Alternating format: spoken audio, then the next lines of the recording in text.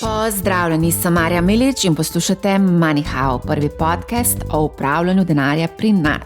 Preden gremo na današnjo epizodo, hiter opomnik, 24. aprila se bo zgodil MoneyHow live ob 17. uri v Kristalni palači. Pridite, da se malce podružimo. Ena od tematik, ki jo bomo obdelali tudi na tem dogodku, je pa tudi kripto. In sicer, kakšen bo denarni sistem čez 10 let, kje bomo čez 10 let, kakšno bo stanje na trgu kriptovalut čez 10 let, oziroma lahko rečemo tudi čez 5 let ali pa čez 1 let. Tako da vabljeni, da se nam pridružite, mislim, da bo kar precej zanimivo. No in današnja vsebina te epizode, kripto, kdaj bo pravi čas za prodajo. To je eno najbolj pogostih vprašanj, ki sem jih dobila v zadnjih dneh od poslušalcev MoneyHow. V epizodo sem tokrat povabila večkratnega seveda povratnika na MoneyHow, Nejca Bizjaka iz Bitstampa, ki se nam oglaša iz New Yorka, in z njim bova odgovorila na vprašanje, ki bi ga verjetno znala odgovoriti kakšna gospa ali pa gospod na 090 številki, pa vendar. Zdravo, Nejc. Živijo. Prejšnji teden smo na MoneyHowu govorili o tem, da padajo rekordi po tekočem traku praktično v vseh naložbenih razredih, in ko se v bistvu debata o kriptu in konec koncev tudi borzi preseli na ulico, če tako lahko rečem, je čas, da smo še dodatno previdni. Trenutno so vlagatelji ekstremno pohlepni, tako kaže indeks strahu in pohlepa na borzi in tudi na kriptotrgu. Gre za indeks, ki meri sentiment vlagateljev. Za marsikaterega kvazi strokovnjaka pa je to idealen čas za, jaz temu pravim, striženje ovac. A greva na hitrico pogledati, kaj se dogaja na tečajnici. Danes je ponedeljek, 4.3., ura je skoraj 8 zvečer. Nejc, ti si v New Yorku, koliko je ura pri tebi? Se pravi -6? 10 do 2. 10 do 2. Ok, Bitcoin trenutno, samo da refresham stan, trenutno je $66,645 za Bitcoin. Še čist majčkan manjka, pa bo rekord. Preden sem začela snemati, sva rekla, da je rekord pa padel v evrih. Daj malo pokomentiraj te rekorde. Ja. V redu je, gremo naprej. Se hecam. Ne, vprašanje je, kje je začeta. In mi, da se pogovarjava zdaj sigurno že kakšno leto pa pol, če ne 2 leti, in so nekako spremljala celoten cikl kriptovalut oziroma konkretno Bitcoina. In trenutno je res, trenutno pa vseeno spremljamo nekaj, kar verjetno presega pričakovanja vsakega kriptonavdušenca oziroma, dajmo reči, teh die-hard Bitcoin fanov, in pa verjetno tudi marsikaterega tradicionalnega investitorja, ki se je odločil v zadnjih mesecih, da bo investiral v Bitcoin, ko so bili odobreni ETF-i. Zdaj, čist iz vidika mikrosituacije, kaj se dogaja zadnjih 3 mesecev, sprav, če smo bolj zoom in, glavni faktor, ki je podaril pravzaprav ta tradicionalni Bitcoin cikl, je teh 9 Bitcoin ETF-ov. In nekaj, čemur mi trenutno v bistvu rečemo relentless beat, oziroma kupovanje, ki presega vse napovedi ali pa nekako vsa pričakovanja strani tradicionalnih investitorjev. In to pomeni v bistvu, da se je motor Fidelityja, motor BlackRocka, da so se pravzaprav postavili za Bitcoin kot za ta asset class, kot predstavlja neko alternativo, investicijsko alternativo. In trenutno pravzaprav vidimo, da je to glavna dinamika na trgu. Torej, povpraševanje močno presega ponudbo. Zdaj, ko se omenjal BlackRock pa Fidelity, ki sta v bistvu izdala te promptne ETF-e, zanimivo je bilo tudi opazovati, da je bil kar precej velik odliv iz Grayscale Bitcoin Trust, ki pa pač ni povzročil nekega premika cene, ne? Ja, kratkoročno smo videli, da je Grayscale, Bitcoin Trust je bil closed end fund, se pravi, ni bilo mogoče pobrati ven Bitcoina, to je trajalo leta in leta, mislim, da od leta 2017, 2018, se pravi, tam je bila zaklenjena ena zelo velika vrednost v Bitcoinu, ko je bil, potem pa se je pravzaprav ta Grayscale Trust se je pretvoril v ETF, se pravi sklad odprtega tipa, in potem se je zgodil kar precejšen odliv. Zakaj se je zgodil? Zdaj, zaradi tega, ker je bilo noter v temu Grayscaleu zaklenjeno tudi kar precej sredstev, več faktorjev, ampak precej sredstev iz teh stečajnih postopkov, vseh teh kripto velikanov, bivših velikanov iz prejšnjega obdobja, FTX smo imeli, Celsius smo imeli, Genesis smo imeli, to so vsi bili noter v tem Grayscale tradu. In potem, ko se je to sprostilo, so vsi pravzaprav stečajni upravitelji so začeli z tega ven prodajati, odliv se je zgodil, to je prvi faktor. Drugi faktor, ki se je zgodil, veliko realiziranih dobičkov, tudi oziroma nerealiziranih ali pa realiziranih, kakor pogledava z obeh strani. Se pravi, ljudje so realizirali dobičke po 5 letih vlaganja. To sta bila nekako glavna faktorja. Tretji faktor je pa tudi, da oni so, kar se tiče primerjalno, ohranili zelo visoke fije napram ostalim ETF-om. Oni mislim, da procent pa pol, medtem ko ostali ETF-i računajo nekje 20 bazičnih točk, 20 basis pointov, spravi 0,2%, kar pomeni, da se počasi s časoma dogaja odliv kapitala. In očitno pa ne, da je bilo na drugi strani kljub, je bil nek padec cene, ko so je bilo odobreno, smo šli od 48 tisoč ameriških dolarjev na okrog 39, mislim, da se je ustavila. In potem, ko se je ta prodajni pritisk, osnovni prodajni pritisk je začel pojenjati, se pa potem videl, da je pa so v bistvu tudi spet motori Fidelityja in BlackRocka so nekako zalaufali in so tudi začeli zelo agresivno tržiti te produkte in potem pravzaprav so nekako neutralizirali ta pritisk na prodajni strani preko vseh pričakovanj.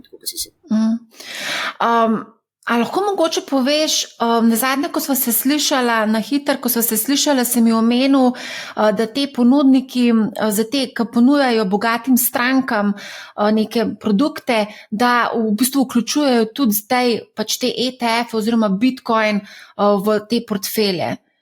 Mislim, da si rekel par procentov, da pač nočejo zamuditi ta vlak, ki očitno zdaj pele z vso možno paro naprej.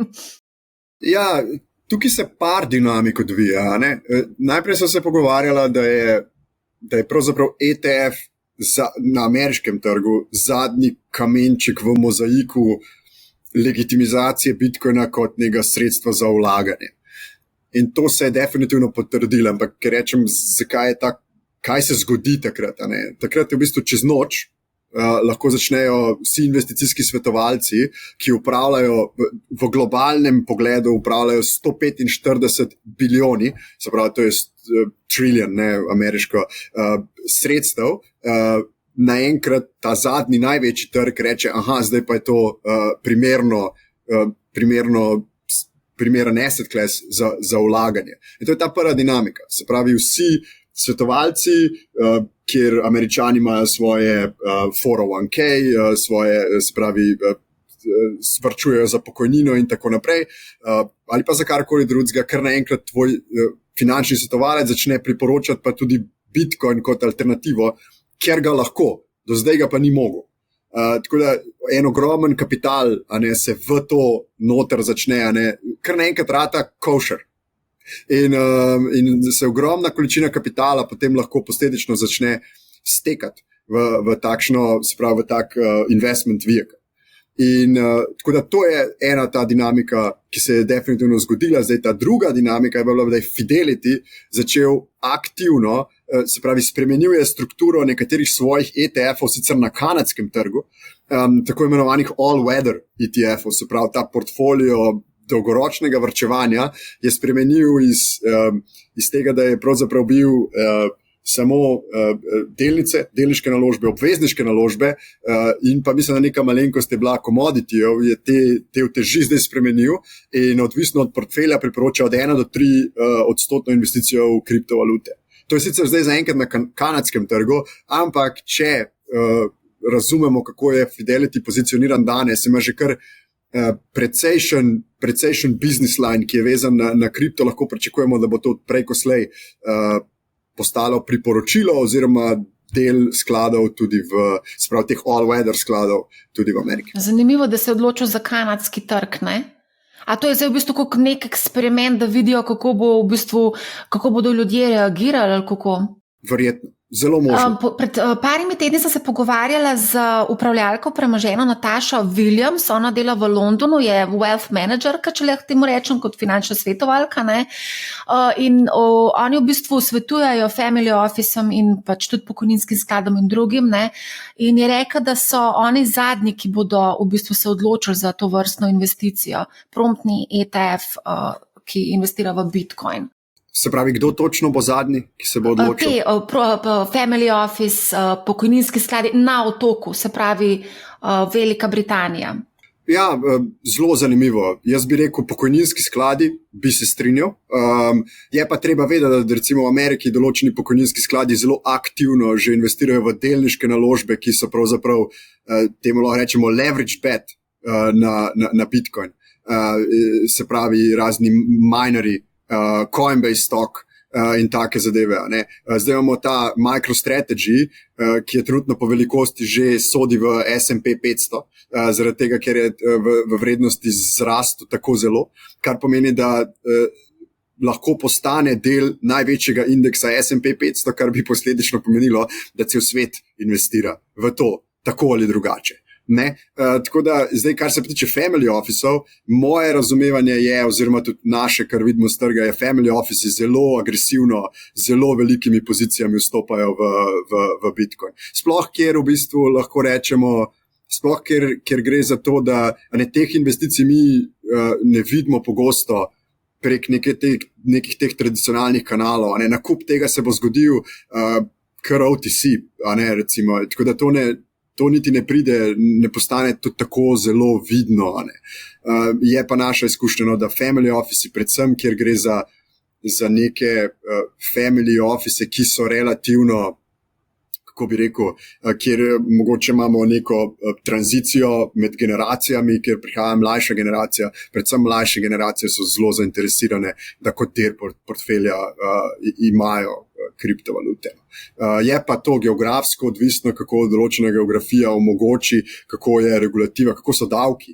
Family office, pension sklade, davčni aspekti zelo zanimajo. Tako da težko rečem le za Veliko Britanijo, ampak generalni trend je, da family office so karini. Ja, sploh tam, kar si rekel, da v bistvu mlajši vstopajo v igro, tam znajo biti v bistvu bolj zainteresirani za to vrstne investicije. Da mi povej, si mogoče kaj spremljal, koliko je kaj trgovanja za temi promptnimi ETF-i?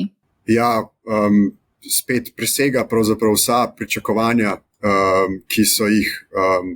ki smo jih imeli, Se pravi, sem šel mečkam gledati številke, najvišji dan, ki ga je ta BlackRockov ETF v trgovalnem volumnu zgeneriral, je bil okrog 7,5 milijarde.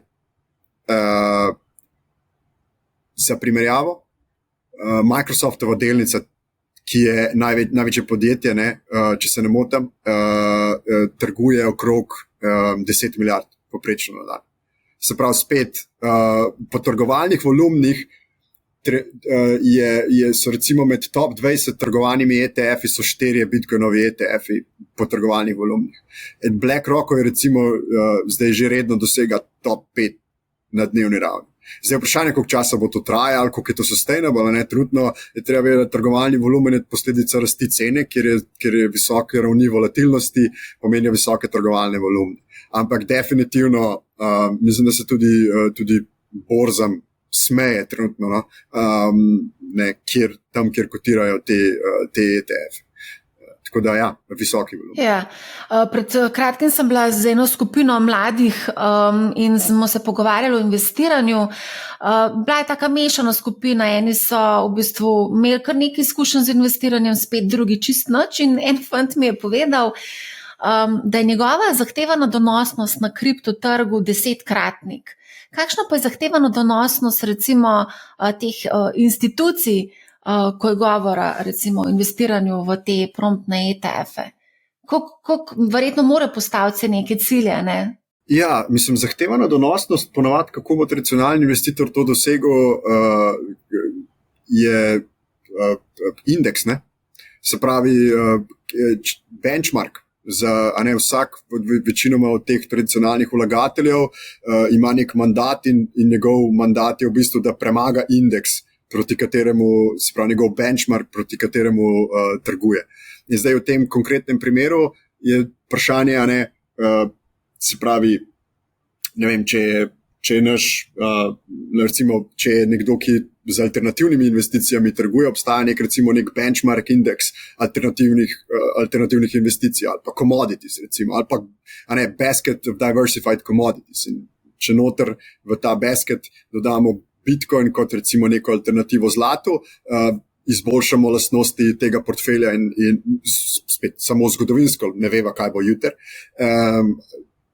In na podlagi tega se ocenjuje, spravi, kaj je A, zahtevana donosnost, in B, ali smo presegali to zahtevano donosnost napram trgu. Se pravi, investitor zahteva, če nekomu plačuje premijo nad to, da da zgolj, da vloži samo v indeks, pričakuje, da bo imel donose, ki so boljši kot ta indeks. Dobar, se veva, da v bistvu aktivni upravljalci težko dosegajo svoj benchmark, ki si ga postavijo.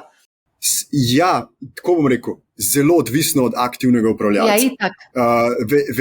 Velika večina aktivnih upravljalcev je v zadnjem času imela precej, v zadnjem času, kot v zadnjih 10 let, imela precej težav, ker so bili res ETF is king, investiramo v market, v beto, in v bistvu beta načeloma premaga vso alfo, ki ne bi jo prinesel te aktivni investitorji. Ampak imamo pa določene sklade, predvsem tveganega kapitala, ki zelo kontinuirano, sprav razni hedge fundi, ki zelo kontinuirano na desetletnih osnovah premagujejo market, ampak je prvič zelo težko dostopni, so zelo premijski in tako naprej.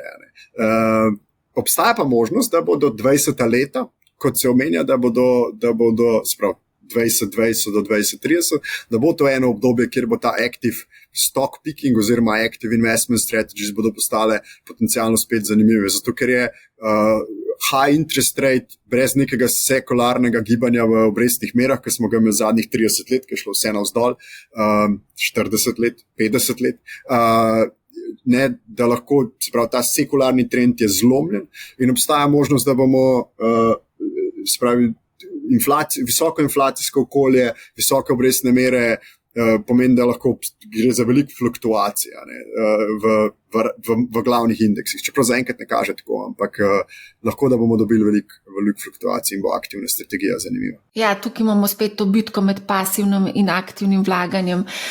Zdaj, ko omenjaš inflacijo, inflacija se počasi umirja, tudi kaže, da se bo letos zgodili tudi rezi ključnih obrestnih mer, tako da bomo videla, no? Mogoče še ena zadeva, ki si zdaj omenjal, zlato. Zlato je tudi na rekordu, ne? Koliko je šlo iz investicij iz zlata v Bitcoin? Ja, se pravi,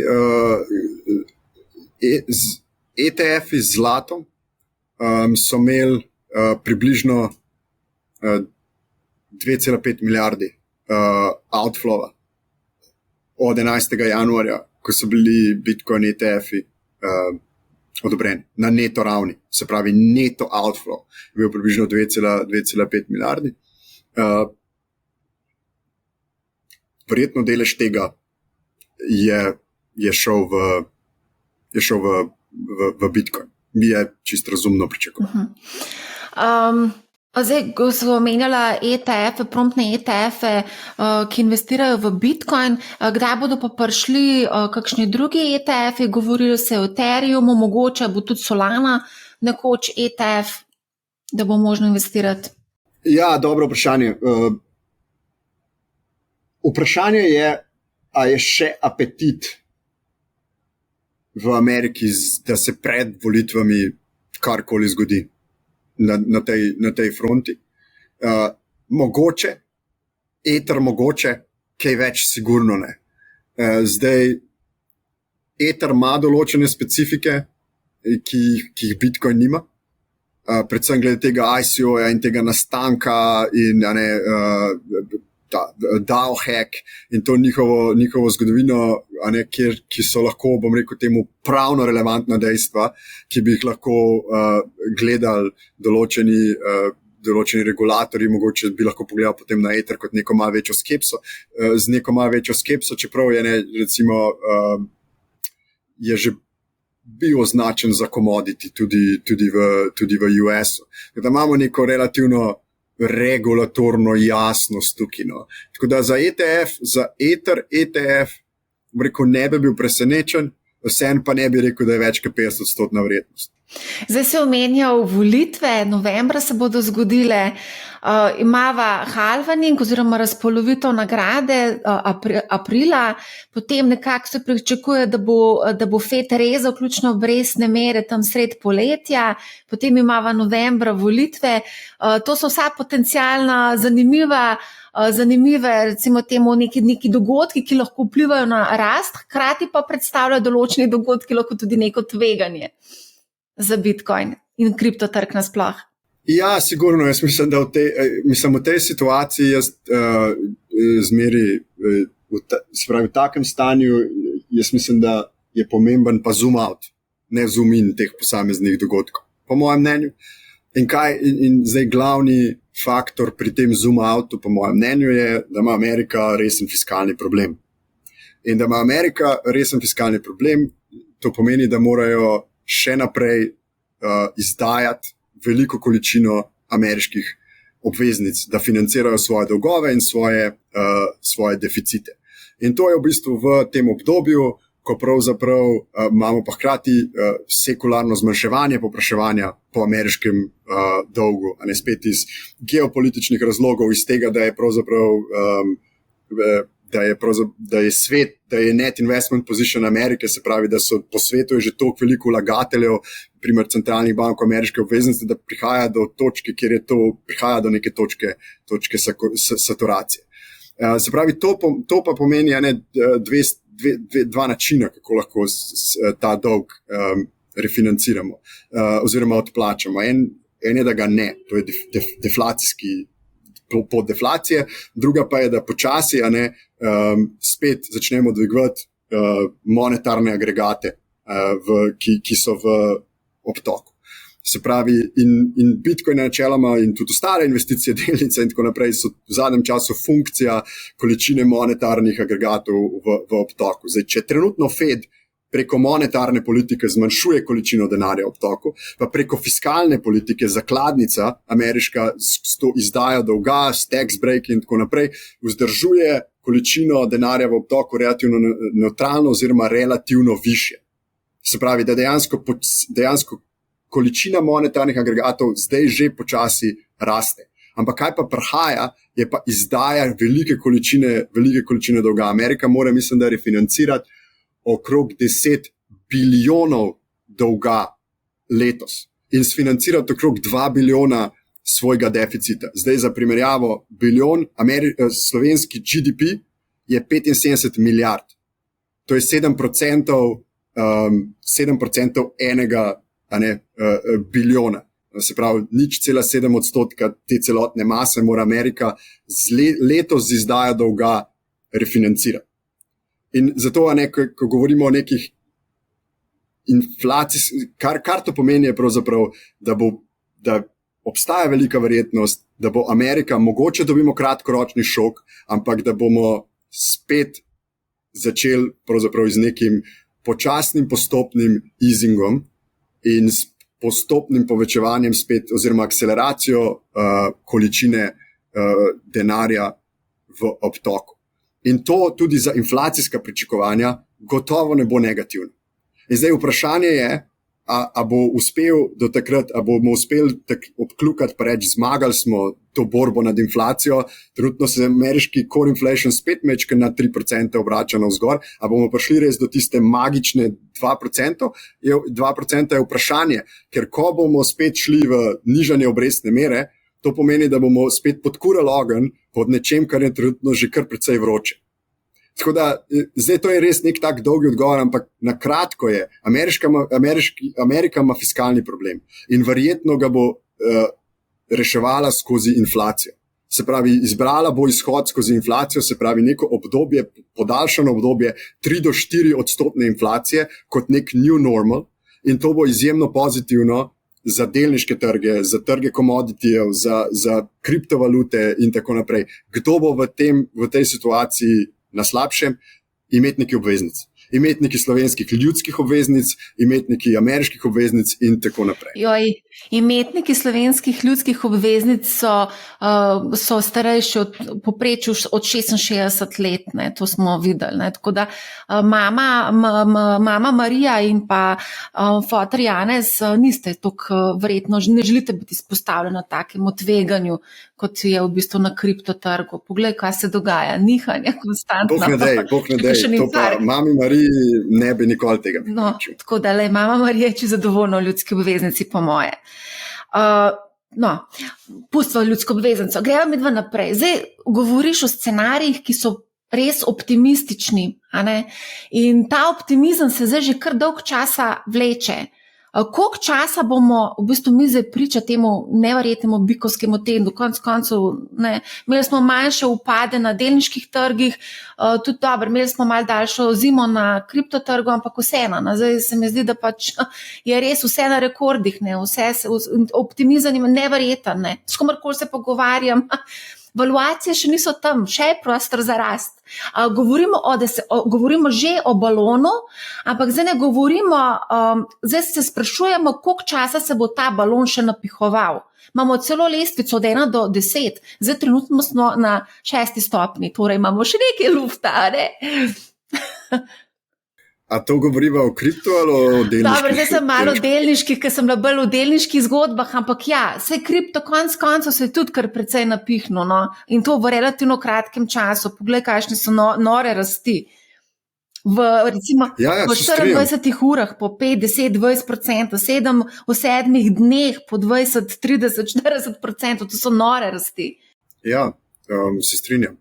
Jaz bi rekel, da spet nekako treba je postaviti stvari v perspektivo in potem se gre tukaj za neko igro verjetnosti. Ja, ne? In moje mnenje glede globalnega trga je spet se veliko na to agregat likvidnosti v sistemu, se veliko na to navezujemo in to, da si v bistvu Fed prizadeva zorkestrirati ta soft landing. In njihova ta želja je, da rečejo, zmagali smo borbo z inflacijo, a ne good for us, in dejansko potem rečemo, proti volitvam, mogoče kakšen spet že v to slabo fiskalno situacijo, še kakšen fiskalni bombonček, ne, še kakšno davčni bombonček pred tem, ne, kar bi spet bilo relativno pozitivno za trge.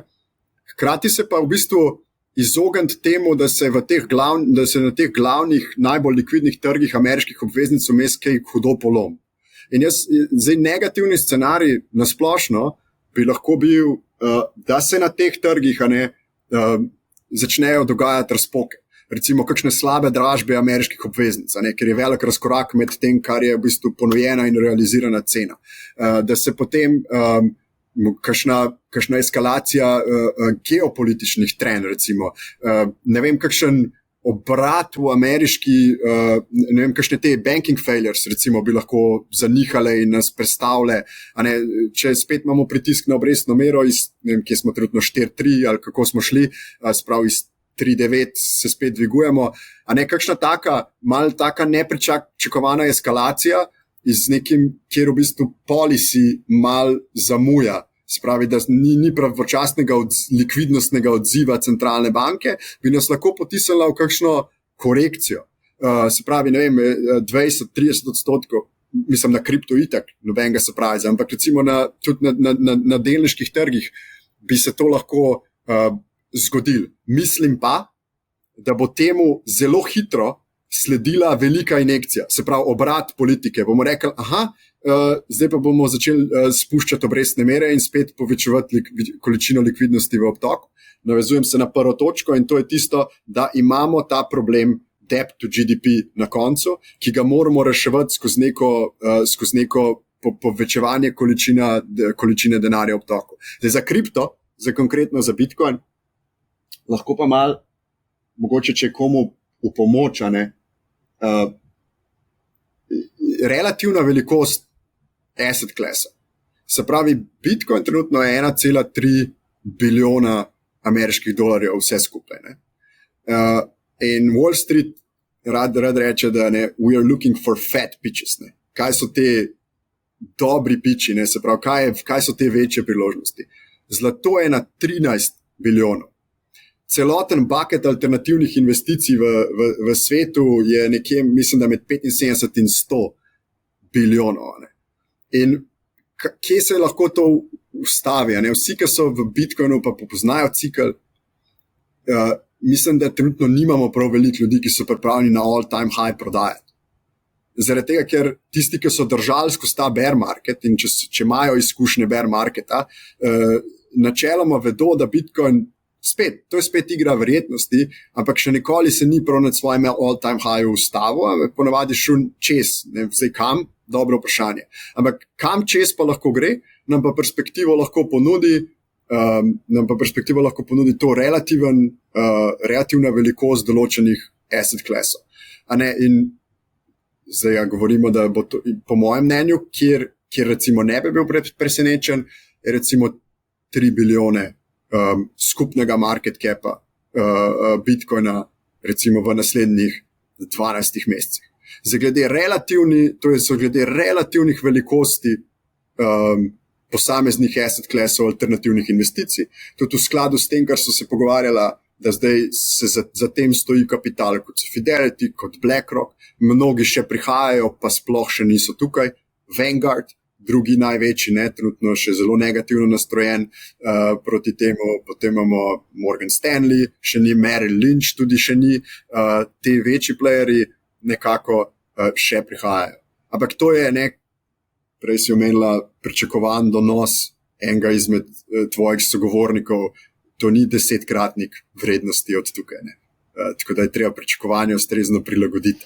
Ja, če gledaš tiste majhne coine, lahko zrasejo tudi po 12,000, 15,000, 30,000, ne vem koliko thousand. To je pa res. V glavnem, ko smo že tle pri tej točki, tako kot sem začela, vprašanje, marsikdo je zdaj živčano, zdaj so se portfelji kar precej odebelili zaradi teh rasti, zdaj se marsikdo sprašuje, kdaj prodati, ti si rekel na all-time high, verjetno ne bo nihče na prodajo, ampak kje je ta all-time high, oziroma verjetno bomo šli čez po tvoji definiciji, to je 70,000, je bil all-time high, mečkam pod 70,000, Zdaj marsikdo je živčen in se sprašuje, a naj delno realiziram dobičke, ker od realiziranih dobičkov še nihče ni bankrotiral, ne?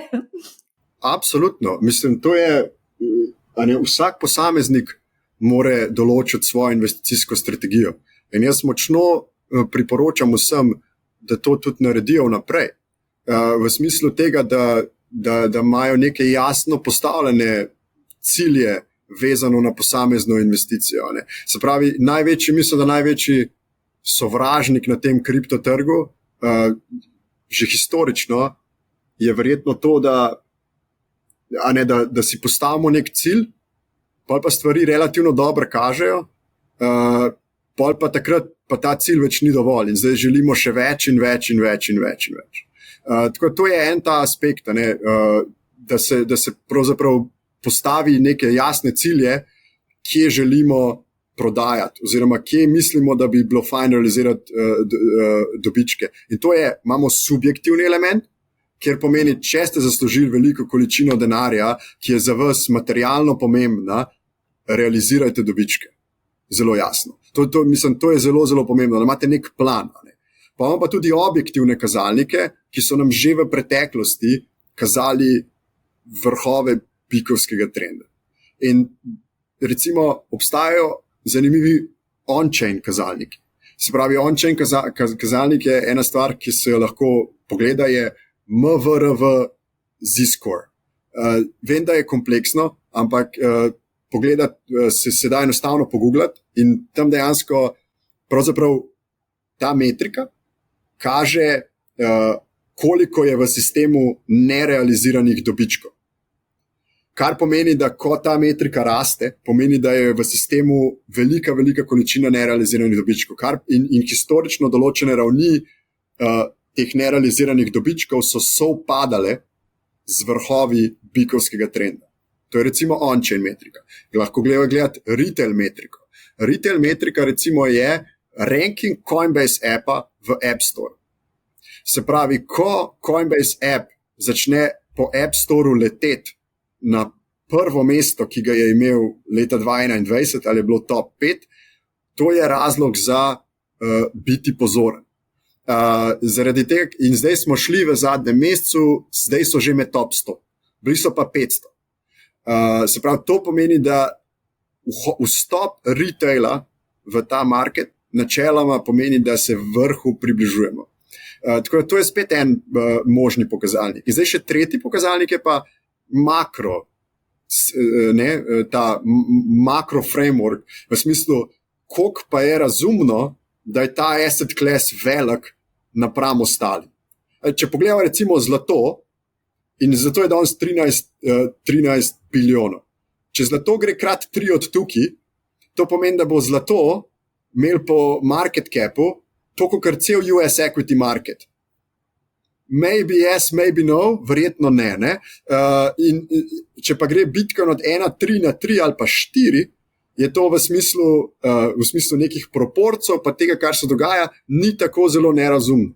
Zdaj, obstaja nek absolutni kazalnik, kdaj to narediti, pa kako prodati? Ne, lahko pogledate tehnično, tudi pogledate, si pogledate, kako ponavadi se Bitcoin v ciklu obnaša, ko prebije all-time high, če prebije all-time high, kako so neki razumni nivoji prodaje. Ampak so pokazatelji, kjer se da te zadeve ugotoviti in mislim, par sva jih kar našteli. Ja, zato kako postaviti cilje, ko ti kupaš neko investicijo, mogoče pri kakšni delniški naložbi, to mogoče se malo lažje kot pa recimo pri kripto trgu, ampak ja, kot si rekel, s temi nekim kazalniki si lahko mogoče malce vseeno lajšaš življenje. A greva mogoče pogledati naprej napovedi, zdaj napovedi, veš, tudi te pol malo psihologija, bereš časopise, ko začnejo mainstream mediji pisati o kripto, o Bitcoinu, da je na nekem rekordu, takrat zajame v bistvu ljudi ta želja, ta pohlep, jaz pa tudi hočem biti del tega. Tako da zdi se mi, da to, kako postaviti cilje, pa kje postaviti cilje, sploh v kriptu se mi zdi mogoče tako težko. Se strinjam, ni enostavno. Predvsem zaradi tega, ker spet imamo Bitcoin in ostale kriptovalute. Zato, ker se mi zdi, da ljudje v kriptu je spet, to je še zmeri, v tej košarici ostalih kriptovalut, to je še zmeri en velik kazino. Ne vem, če spremljaš, kaj se dogaja trenutno na trgu, ampak trenutno imamo tako imenovani meme coin week. Se pravi, vsi meme kovanci trenutno dosegajo spet vrtoglave vrednosti. Mislim, da je Dogecoin vreden 37 milijard dolarjev. In tako naprej. In se pravi, zato mislim, da ljudi rado zanese glede teh njihovih pričakovanj.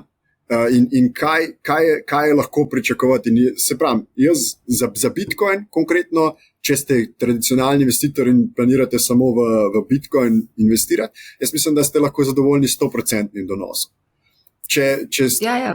Na ta način. Se pravi, če pa želite se iti neke veliko bolj tvegane naložbe, je potencial za donos višji, ampak je tudi potencial za izgubo temu ustrezno višji. Je pa te zgodbe spet da pridemo na kriptotrg, pa investiramo $100, pa zaslužimo, ne vem, milijone, je pa, to je pa loterija. In tako eden bo uspešen, ampak večina ljudi se bo pa pač pri tem upekli. Ja, v bistvu spremljam, kaj se dogaja na trgu in te meme coine tudi gledam, ker so polni, TikTok je poln meme coinov, zdaj trenutno na Shiba Inu 10% v 1 uri, recimo. Dost easy money, ne, sam staviti treba. V glavnem, veš, kaj mi je bilo še recimo zanimivo, ne, ko govorimo o investiranju na borzi, govorimo o nekem dolgem roku, dolgoročnem investiranju 3+5, oziroma recimo 5 let plus in več, ne. No, ko sem se pogovarjala s tem fantom, mi je rekel, da on pričakuje 10-kratnik na dolgi rok, pa sem ga vprašala, kaj pa zate pomeni dolgi rok, in je rekel, na kriptotrgu 1 do 2 leti. Ja. Je, ne? To ni nerazumno, mislim, to se mi zdi normalno. Ja. Pa ena pomembna zadeva je tukaj noter, ker se mi zdi, da je včasih težko, ljudje težko razumemo, jaz jo tudi težko razumem, ampak je dejstvo, je nekaj, kar se dogaja, in to je ta makrotrend mlajših generacij, da ljudje preživljamo vedno večjo količino svojega časa, prostega časa na splošno za ekrani. In to pomeni, da je vedno več ljudi relativno, ki so pravzaprav internet first. In te ljudje, ki so internet, in to je trend, ki se mu ne bo dal izogniti. To bo samo rastelo, Apple Vision Pro, naslednji korak tega. Ne. In to je, kaj to pomeni? To pomeni, da so te ljudje internet native, je to njihova pravzaprav realnost postane v eni fazi. Kar pomeni, da se jim nič nenavadno ne zdi, da je to del neke internet kulture, so te meme kovanci in da oni dajo denar, namenijo za to internetno kulturo z nekim namenom špekulacije, z nekim namenom kakršnega koli že pač gamblinga. In zdaj, a je pametno, da prepovemo meme kovance za vse mlajše od 18 let, kot recimo gambling? Dobro vprašanje. Ampak to je del internetne kulture, velik del interneta, tako kot so NFT velik del internetne kulture, in tle bomo imeli en trend, kjer bo zmeri večja količina kapitala, mislim, da imela to neposredno izpostavljenost v tem trgu. Spet, a je to dobro, a je slabo? Verjetno prav zelo super ni, če ljudje zgubljajo denar, je pa trend. In in to je ful pomembno za razumeti, ker meni je to zelo težko za razumeti, ampak mlajšim je pa to popolnoma naravno. Popolnoma naravno jim je to, se strinjam s tabo. Tudi recimo, ravno o tem sem se pogovarjala z mladimi, ki me je zanimalo, kako oni razumejo. Mi poskušamo podajati neke informacije, neke argumente, poskušamo argumentirati stvari. Mi dva lahko tukaj debatiramo od sutra do jutra, ampak mladi pa gledajo, pa poslušajo influencerje. In se mi zdi, da tlele, ne vem, če bo nek influencer rekel, ne vem, Dogecoin je zdaj zakupati, sem prepričana, da bo 15-20% sledilcev zagotovo to naredili, brez da bi razmišljali, brez da bi upravili svojo nalogo, brez da bi v bistvu naredili domačo nalogo, postavili cilje, naredili strategijo izhoda, vhoda, karkoli hočeš, kjerokoli strategijo. A ni res? Tako da to je, ja, absolutno. To gremo tudi v to smer, ne. Pa ta Apple Vision Pro, kaj pa je to problema, na klik, pa že kupuje, ne. Pa še kakšne konfeti bojo padali po luftu in je to, ne. Absolutno, ne. Pač blockchain in kripto je nov način formacije kapitala, ki je izjemno blizu in enostaven za vzpostaviti in z izjemno blizu generacijam, ki so zrastle z internetom. In to je dejstvo. Vse se strinjam s tabo. Mi da pa poskušava razumeti, kako to mladi, kako funkcionirajo in živijo v tem svetu. Pač bova videla, če bova dojela čistno. Jaz se ful trudim. Halving, da greva samo še tega dotakniti. Zdaj, konec aprila je planiran razpolovitev nagrade. Sredina aprila. Okay, zdaj tukaj so raziskave različne, neke statistike, analize preteklih teh razpolovitev kažejo, da je potem predtem sadila rast, potem sadila rast, ampak nekateri analitiki pa napovedujejo, da bo cena Bitcoina po halvingu padla na 40,000. To so, mislim, da z Deutsche Bank ravno danes. Pa Morgan Stanley. Pa Morgan Stanley, evo. Yeah, ker so očitno jim ni še ratal vzpostaviti vseh produktov, okrog tega pa morajo še zadeve zrištati. Evo vidiš, to je pa ta marketing, na ki se ga grejo tudi oni konc koncev, ne? Tako, ja. Kar je dejstvo je, se pravi, trenutna produkcija Bitcoina je približno 900 na dan. To ga uspejo dodati v obtok. Po 15. aprilu bo to 450 na dan, se pravi, to se razpolovi. In trenutno povpraševanje, ki prihaja strani ETF-ov, je med 8 in 15 kratnik nove ponudbe na dnevni ravni, zdaj bila statistično samo iz strani ETF-ov. Se pravi, to bo sigurno en supply shock. S tem zdaj tudi treba vedeti, da minerji ponavadi pred halveningom ne prodajajo. Se pravi, oni nehajo biti sellerji, pa raje si sposodijo dolarje, da svoje operacije financirajo, zdaj, ker računajo na rast cene proti halvingu. In če gledamo, se jim kar splača trenutno, da v bistvu ves Bitcoin, ki ga kot miner trenutno proizvedeš, da ga ne prodajaš, zaradi tega, ker špekuliraš, da bo cena zrasla. Zdaj, kar se pa trenutno dogaja in ta izziv, ki ga imamo razumeti, ta cikl, je, da je tehnično in z vidika ciklov ta cikl že podaril vse prejšnje z vidika strukture trga. Ker ponavadi do halveninga Bitcoin ni prišel niti blizu all-time high, se pravi najvišjim vrednostim, ki jih je dosegel v prejšnjem ciklu. Ta številka je bila mislim, da okrog 50,000 ameriških dolarjev, je tam, kjer bi se Bitcoin mogel ustaviti glede na prejšnje cikle in potem imeti neko orang korekcijo nazaj proti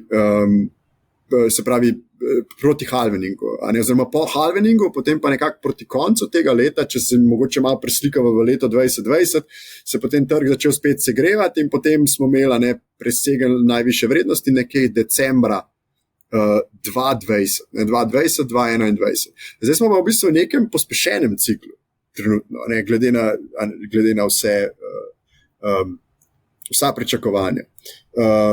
Tako da jaz pričakujem, da bo najvišja trgovalna vrednost v naslednjem 1 do 2 tednih, mislim, se res nismo več daleč, in da bo sledila velika volatilnost okrog halveninga.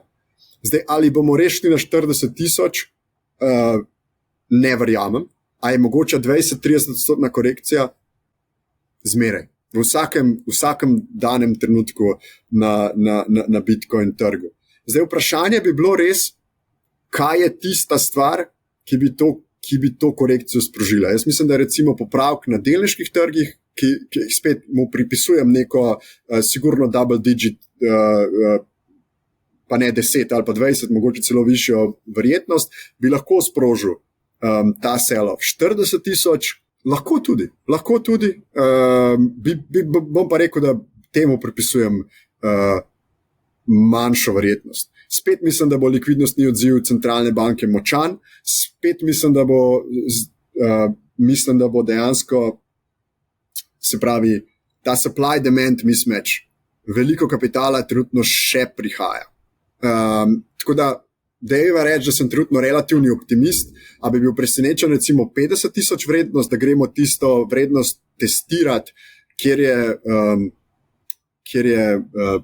bi se cikl mogel se spremenil, se je prejšnja struktura trga polomila v narekovajih. 50,000 recimo bi bil tak razumen test. Ne bi bil presenečen, ampak dajmo videti.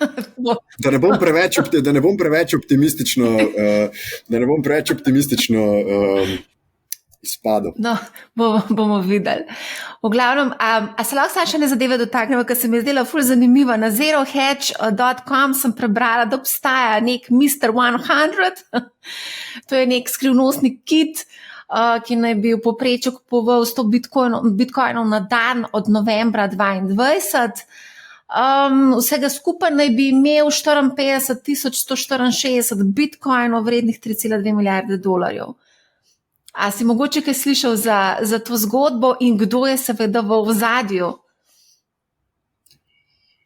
Nisem, ampak me ne preseneča, iskreno. Pač Bitcoin ima veliko, to je pa ravno pravzaprav mogoče tudi ta svetla stran, na nek način Bitcoina, napram ostalim finančnim investicijam, da še zmeri poleg ETF-a omogoča tudi ljudem, da ostanejo anonimni. Zato, ker to je tudi ena taka, bom rekel, zanimiva karakteristika kriptovalut. Ampak kaj nismo to že zadnjič obdelala? Ti se itak moraš legitimirati, oziroma moraš se identificirati, ko odpiraš kriptoračun, recimo na Bitstampu. Enako tudi na Kraknu. Tako da tehnično gledano, koliko si pa res anonimen? Se pravi, načeloma si anonimen, dokler se ne dotakneš tako imenovanega on-off rampa. Se pravi, dokler se ne dotakneš borze. Obstajajo še določeni igralci na trgu, kjer se temu mogoče izogniti. Druga stvar pa je, da mogoče ta neznani investitor ima res dolgi rok v mislih, ker s Bitcoinom je tudi s Bitcoin denarnico je mogoče že trgovati, poslovati in to včasih ne zahteva KYC-a oziroma Know Your Customer, te preverbe. In se pravim, to so spet taki veliki investitorji, ki imajo vredno, ne vem, kakšna je njihova agenda. Kar želim reči na kratko je, da lahko tudi, če želiš, ostaneš na zelo dolgi rok anonimen. Ja, špekulirajo, da je mogoče celo neka banka v ozadju. Ampak dober, to je špekulacija. Lahko bi bil, veš, da je lahko so kakšni katarski sovereign wealth fund. Čist možen, evo. Dobar, da si jih izpostavil. Ko zdaj omenjaš kriptomenjalnice pa trgovanje oziroma kriptodenarnice pa trgovanje, danes sem prebrala novico, da naj bi nekdanja izvršna direktorja Binance za vzhodno Evropo Gleb Kostarev in Vladimir Smerkis naj bi v bistvu ustanovila novo kriptoplatformo, imenovala naj bi se Bloom. Začetna izstrelitev je predvidena za konec tega meseca. Omogočilo bo pa trgovanje neposredno iz kriptodenarnic v več omrežjih blockchaina. A si slišal za to? Ne, nisem slišal. Se pravi, mislim, da na zadnje, ko sem pogledala, je bilo, čakaj sem da refresham, 720 borz kriptomenjalnic. To kar lepo raste, a ne? Ja, lepo raste. Sej, postaviti neke osnovne strukture trgovanja, pa nek central limit order book, se pravi knjigo, kjer so nakupna in prodajna naročila noter, ni tako zelo zahtevno. Je pa potem vse ostalo, kar s tem pride, je pa zelo, zelo zahtevno. Tako da jaz želim temle bivšim Binance executivom vso srečo. Jaz mislim, da je pač neke nove, zanimive, hitrejše, boljše uporabniške izkušnje je treba zmeri pozdravljati, če to pač so v skladu z relevantno zakonodajo. Tako da sliši se mi pa to, kot da bo to nek decentraliziran, nek hibrid, ker boš lahko to iz svoje denarnice počel na nek zelo, spet nereguliran, na nek zelo tak, kako bi temu rekel, light touch. No, in tako ohraniš potem tudi anonimnost, kaj ne? V glavnem, mogoče, če se zataknemo še Binance-a, zdaj to je bilo vse spet zelo potihnarje, ni se veliko govorili o tem.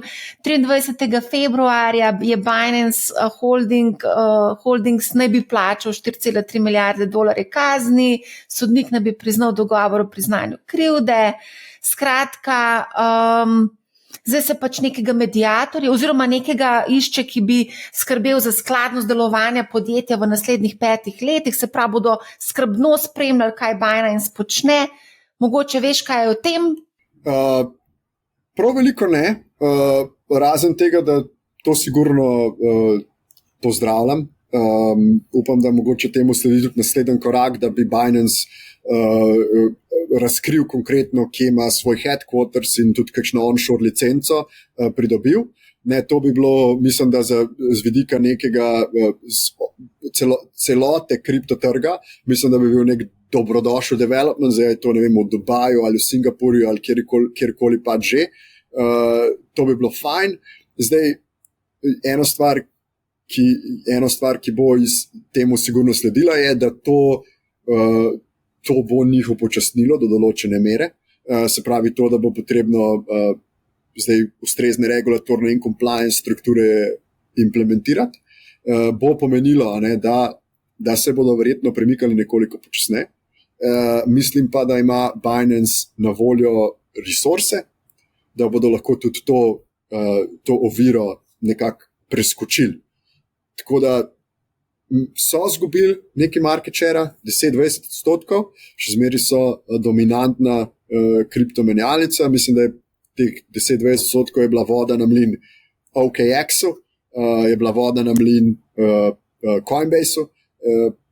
Vemo recimo tudi, pa, da so vsi te večji playerji offshore, OKX in tako naprej, se nekako vsi premikajo v smer, da iščejo tisto jurisdikcijo, kjer bodo nekako postavili svoj šotor na nek kratki, srednji rok. Tako da jaz mislim, dobrodošel trend, da se čim več tega trgovanja premika v neko regulirano smer, se mi zdi pozitivno. No. A mogoče lahko samo še omenim FTX, Sam Bankman-Fried, naslednji mesec, oziroma ne ta mesec bo obsojen, oziroma bo sodnik se zjasnil, za koliko let ga bo poslal v zapor. Špekuliralo se je še pred meseci, da ne bi bilo to 100+ let, potem so pa prišli njegovi odvetniki in so v bistvu zahtevali, izrazili željo, če lahko temu rečem, 6,5 let. To si mogoče videl? Nisem. Ne vem. V resnici bi se raje tukaj vzdržal komentarja, bo se pravosodni sistem odločil, kaj je tukaj primerna številka. A si mogoče videl, kaj je prišla tudi slika Sama Bankmana-Frieda iz zapora, ki je bil slikan z gangsterji. Je en gangster celo rekel, da je čudak, ampak da je good guy. V glavnem. Ja. Ne vem, komu zaupati. Sodnemu sistemu, pa milijonom investitorjev ali zaporniku. V glavnem, a se gremo samo še dotakniti stabilnega kovanca USDT. Za kratek čas je presegel $100 milijard tržne kapitalizacije. Je prvi stabilni kovanec, ki je dosegal takšno vrednost. Pa še ena zadeva mi je bila zanimiva. 76% rezerv imajo v kratkoročnih ameriških zakladnih menicah. Ja.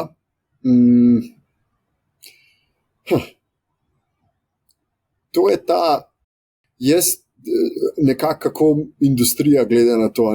Tether je definitivno najbolj uporabljen stabilni kovanec v industriji. Treba je tudi vedeti, da več kot pol sveta z Ameriko noče imeti opravka.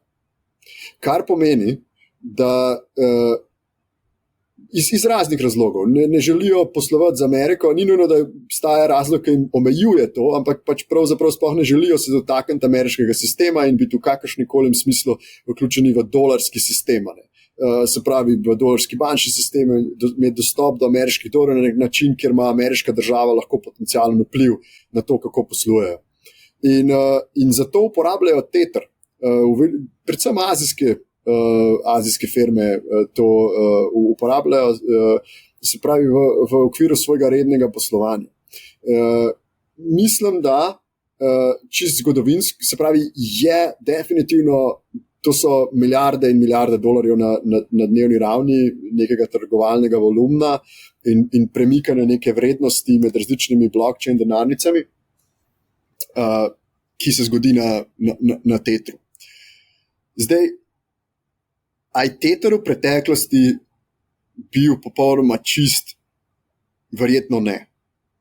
Se pravi, verjetno, da obstajajo tam kakšni okostnjaki v omari. Si pa mislim, da prizadevajo, da bi prišli v sklad, da bi poslovali zdaj skladno zakonodajo. In tudi zadnji, bom rekel, te pokazatelji so relativno spodbudni. Oni imajo zdaj to relativno veliko ameriško firmo Cantor Fitzgerald, s katerimi poslujejo, in to je podjetje, ki posluje z Ameriko. In je v bistvu CEO Cantor Fitzgerald je rekel v Davosu, da so preverili poslovanje tetra in da je to poslovanje skladno in da imajo ustrezne rezerve. Zdaj, aj temu zaverjeti? Ne še. Prihaja zakonodaja Majka in spet jaz bi enako kot z vsakim, ko so rekli za Binance, pozdravil to, da naredijo eno entiteto v Evropski uniji in se regulirajo onshore in pač pokažejo skladno z relevantno zakonodajo, izkažejo to ustrezno transparentnost, za katero trdijo. Mnogi trdijo, da jo imajo. Tako nekako na kratko. Ne. Na drugi strani imamo pa ta USDC, ki pa si pravzaprav prizadevajo, ne, onshore, Amerika, vse, bom rekel, v narekovajih po regalcih, zdaj so tudi za IPO, ne, so se prijavili za letos, pa nekako niso prav, jim pada, ne, overall assets under management. In to spet, mislim pa, da gre na to prvo točko, da več kot pol sveta se ne počuti komfortno poslovati z Ameriko.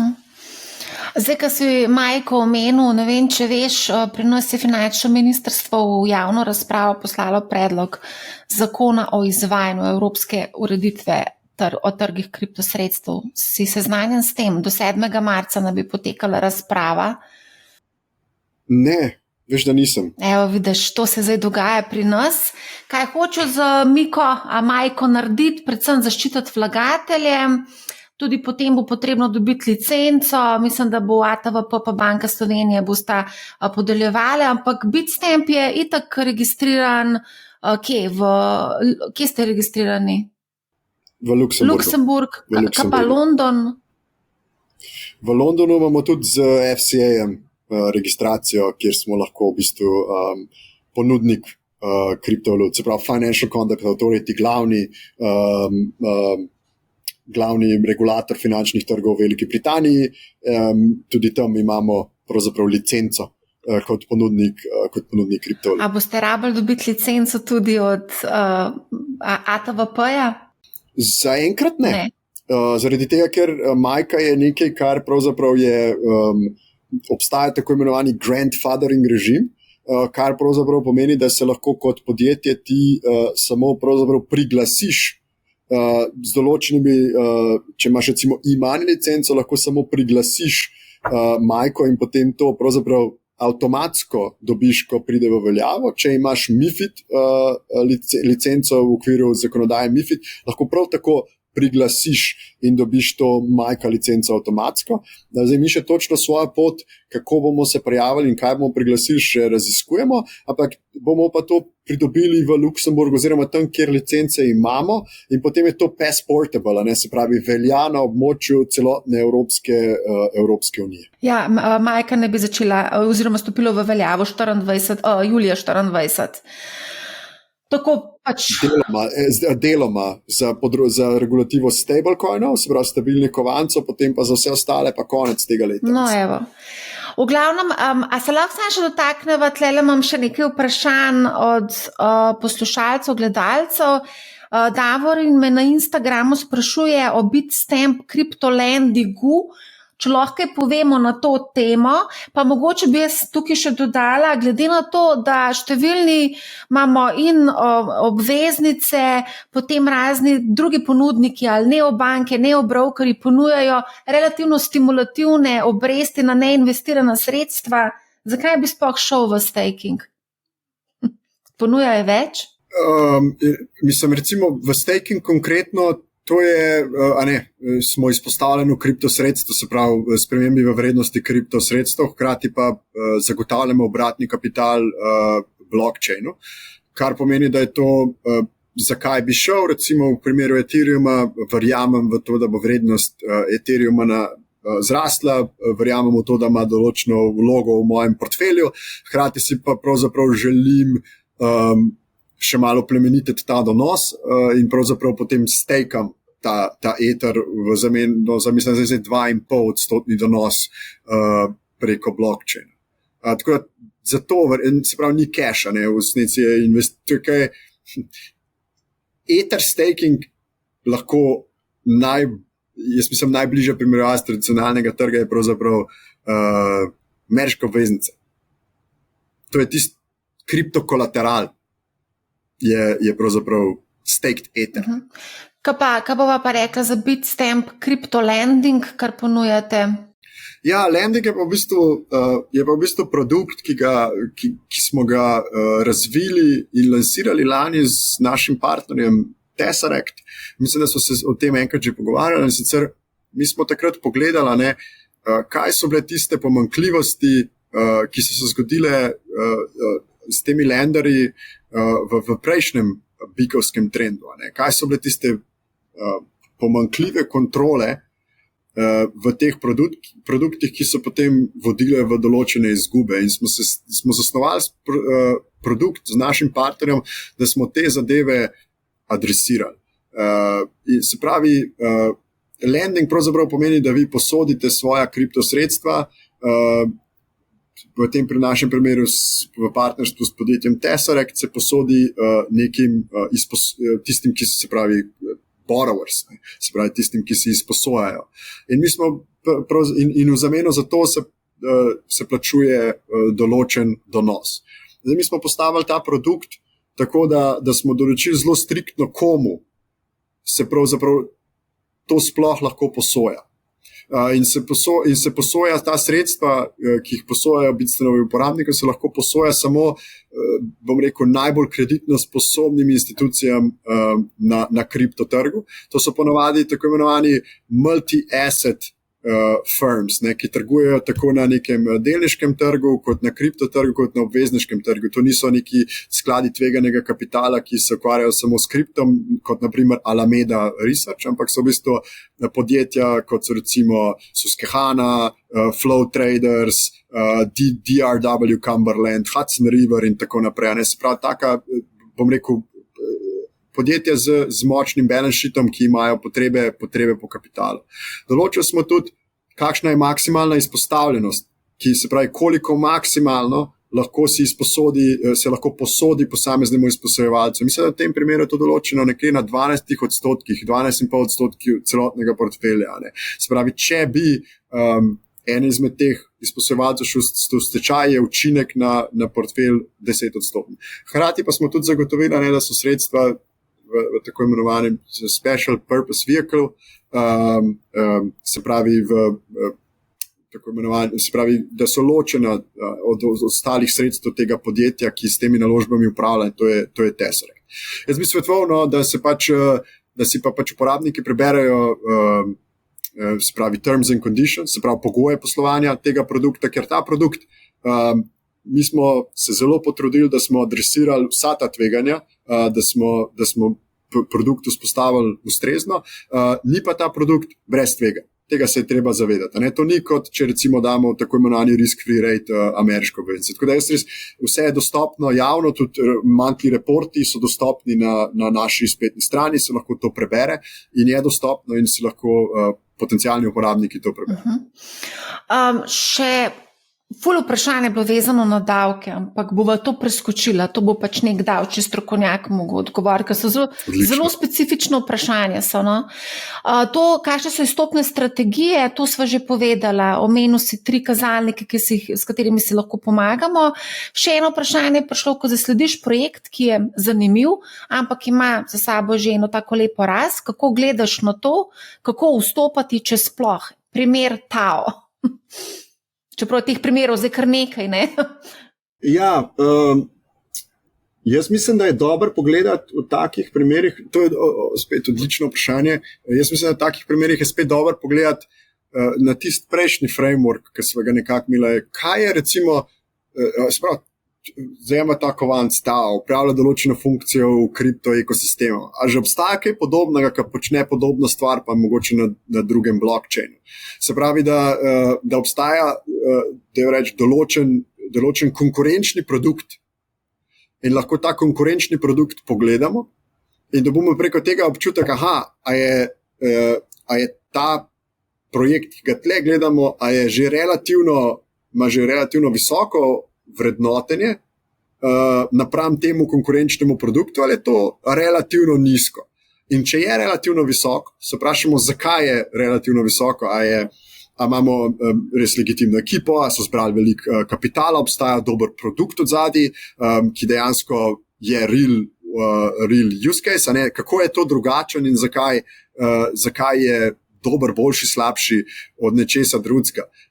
Ponovadi je vse vprašanje relativne, se pravi, v kripto je veliko teh relativnih valuacij, ne? Se pravi, da pogledamo, koliko je recimo nek Ether Layer 2 vreden kot odstotek oziroma vrednoten kot odstotek od Ethereum celotnega market capa in pa pogledamo, kaj če se določena taka stvar vzpostavi pa še na Bitcoinu. Kakšno vrednost v relativnem smislu bi potem to lahko dosegel? Oziroma, kaj je v preteklosti glede tega rekel trg? To je ena taka opcija, kako to pogledati. Pa vse, narativ, iskalni trendi, a je to neka velika tematika, a kakšen institucionalni kapital ali pa te veliki skladi tveganega kapitala tukaj omenjajo, da je to taka zanimiva alternativa, ne vem, Pantera Capital recimo veliko komentira, Lightspeed Ventures, A16Z, te veliki skladi, kako so oni pozicionirani, tudi doskrat da občutek, kaj mislijo, da je pa zanimivo, ima velik potencial. Pa jih pa kar malo skopiramo, a ne? V glavnem. Najc, mislim, da greva samo še na svet za naše poslušalce. Trenutno okolje, kot sva rekla, je razgreto, vse ne treba biti z glavo na mestu. Ja, definitivno zdaj vstopamo v čas v kriptociklu, najverjetneje, kako bi temu rekel, off to the races, kar pravzaprav pomeni, da naraste volatilnost, lahko dobimo velike dnevne rasti, ki jih že zdaj spremljamo, ampak k temu ustrezni so lahko tudi padci. Se pravi, volatilnost zraste in hitro se lahko ujamemo, da smo na napačni strani kakšne naložbe. Se pregrevamo, definitivno. Imamo sicer ugodne makrotrende, ampak 20, 30 in več odstotni popravki se nam bodo spet zgodili. Na kripto se zmeraj dogaja. Nejca, ti tudi investiraš? V kaj? V kripto. Investiram, seveda. A lahko razkriješ, kateri kriptovaluti so največ izpostavljeni? Bitcoin. Dobar, itak. Okay. Mislim, da je to tono. A se smo več ali manj vse obdelala, itak bo pa treba kmalu še eno epizodo narediti sredi aprila. Ja, absolutno, da se lahko posipam s pepelom. Bomo videli. V glavnem, tak optimizem je na trgu, tako da vsem je treba pa biti previden, da nas ne zanese. Tako da najlepša hvala, Nejc, da si bil z nami v tokratni epizodi. Hvala lepa. Hvala tudi vsem, ki ste nas danes spremljali. Poslušajte Money How, ne bo vam žal in lep pozdrav.